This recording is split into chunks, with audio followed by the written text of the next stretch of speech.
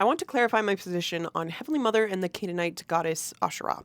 So I only touched on this very lightly in my Heavenly Mother YouTube video, but I've gotten enough comments that I probably should have spent more time on this in the video to make my point more clear. I did not realize how passionately a lot of you believed about this. So in the 600s BC, King Josiah of Judah enacted reforms that included the elimination of idol worship and the recommitment to the law as outlined in the book of Deuteronomy.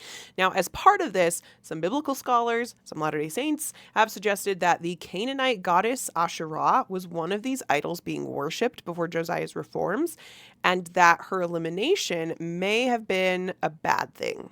The Bible presents Josiah as this good guy who comes in and gets rid of apostasy by enacting these reforms and establishing the true worship. Some of these scholars have suggested that it might be the other way around, that Israel was doing the true worship back then when they were worshiping this mother goddess Asherah, which maybe is Heavenly Mother, and then Josiah came in and introduced apostasy and removed this plain and precious truth from the Bible.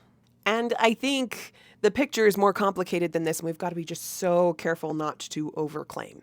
This is a super interesting concept.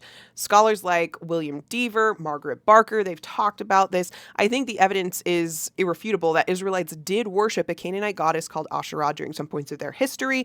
There are inscriptions attesting to her as even the consort of the god Yahweh. Scholars like Daniel C. Peterson have talked about how Nephi would have been very familiar with Asherah and this imagery, and the angel in Nephi's vision may have been using some of this imagery to help inform and teach Nephi these eternal truths, such as that Jesus Christ would be born of a woman.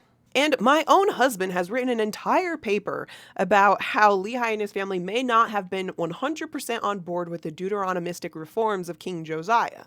But that does not mean that the fertility Canaanite goddess Asherah is equivalent to the Latter-day Saint conception of Heavenly Mother. And it doesn't mean that the book of Deuteronomy and Josiah are these bad guys who are enacting this conspiracy to just wipe out Heavenly Mother. It oversimplifies and flattens the complex Israelite worship landscape at this time. It gets into very speculative historical territory where there isn't a ton of evidence for this, and it gets into dangerous religious territory to be throwing out books of scripture and undermining biblical authority. This is a much larger topic and much nicher topic than this particular video has any right of being, so I probably should make more content on this, but I am interested to hear what you think. Have you heard of this concept before, and what do you think of it?